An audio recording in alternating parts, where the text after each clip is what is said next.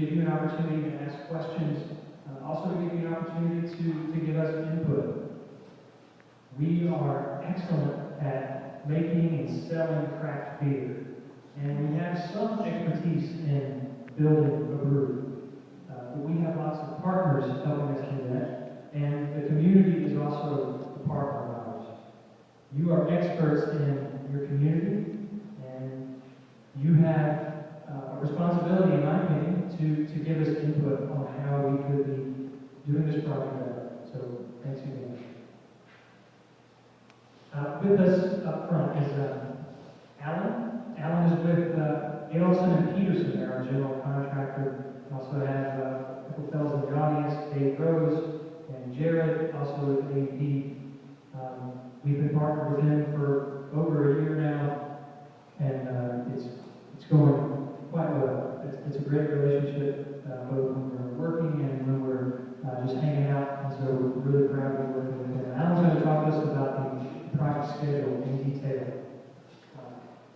As Suzanne mentioned, from DENR, the Department of Environment and Natural Resources, we have Tracy Wall. Tracy is our expert on the brownfield process, and it's really the crux of what we want to inform you about tonight. It's been a huge learning experience for Belgium, what that means, a brownfield site, and how to build on one. It's very well regulated by state and by federal, and so Tracy's going to help us all learn about that process. Also related to that is Matt from Hart-Hickman. Hart-Hickman was the firm that did the environmental study on our site to help determine what all needed special attention before we could do it. And so we'll hear from Matt about a little bit about what their analysis found and how we're going to be doing it. And as Suzanne mentioned, questions are very important to us. And as one comes to mind, just go ahead and write it down in the card. And if later in the presentation that gets answered, there's no big deal. We'll just move on to the next question. If we don't get to all of the questions, we will get to them after the fact, even if that means we're emailing you with the answer. And if there are questions that get really into the nitty-gritty, say the brownfield agreement, then we'll handle those with conversation afterwards. So in case any of you are relatively new to the New Belgium project, we are located on Craven Street in West Asheville, just across the river from the River Arts District.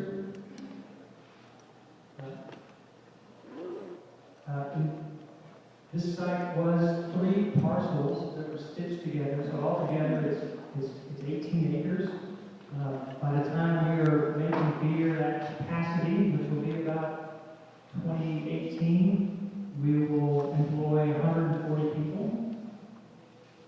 And we're already working with these contractors that you see on the street.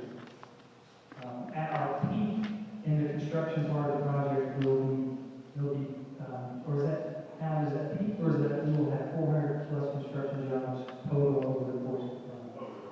Yeah. This is kind of a bird's eye view of what will be developed on the site. The brewery is in the upper right corner. Just to orient you, this is kind of a flip of some of the renderings we've been shown before. The French draw is kind of running along the bottom right corner, and north is that way. So on what we'll call the lower 2/3 of the site, that's where the brewery is going to be. That's where the beer is brewed and packaged.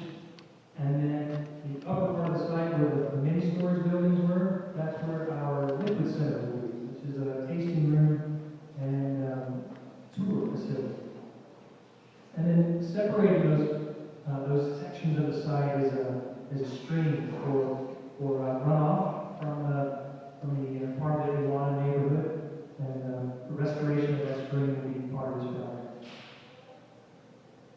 At the bottom of that previous slide, it mentioned that we will be also constructing a distribution center, and that'll be a handful of miles away from the brewery, This will allow us to keep from crowding the Craig Street site, not only crowding the buildings, but crowding with truck traffic. And so we'll just have a couple of shuttle trucks going between the brewery and the distribution center.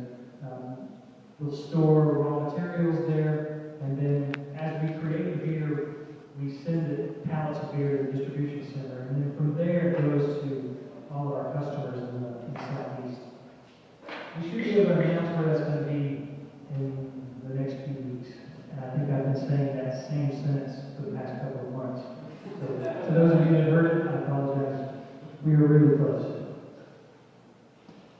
Another exciting part of this project is how many partners we've been able to establish relationships with locally. And this is a fairly exhaustive list. We're pretty sure we've left a couple of people off, and if you see those, then we're sorry about that. There's no doubt this project wouldn't be where it is today without the work of these folks, and this list will continue to grow in order for us to pull this off by the end of 2015.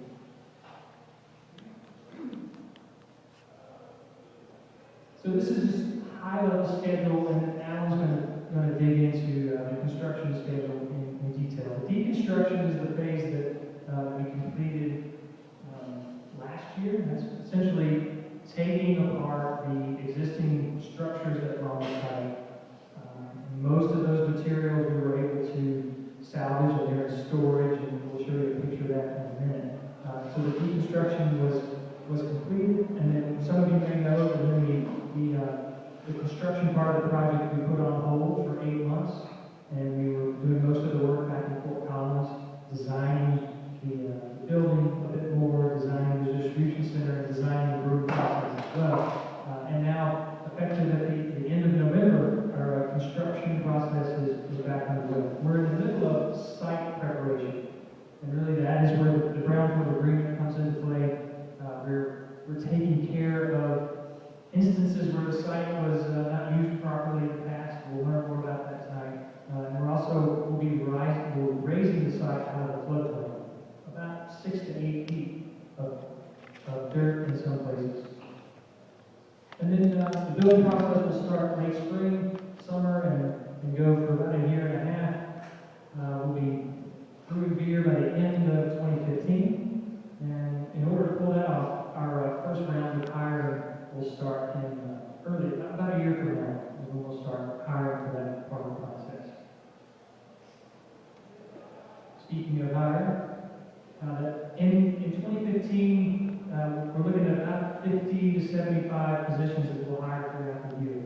We'll start with just a couple of handfuls of brewers and packagers and mechanics and electricians, and then as we get in closer to the fall of 2015, that's when we really start to ramp up with more brewers, packagers, even some finance and accounting and office support kinds of positions.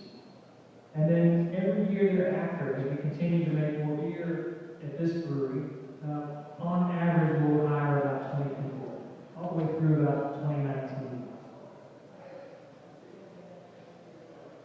These are those materials I talked about, just a snapshot of some amazing wood that was salvaged, also some galvanized metal, and it's not shown here, but a lot of the galvanized metal still has the graffiti on it, and our architects are particularly psyched about places where they can place that in the interior of the brewery.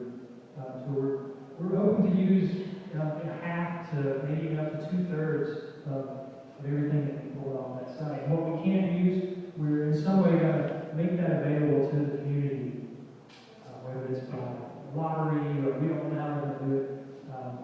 But we want to make sure that whether we use it or the community uses it, as much as possible of those materials get put to use somehow.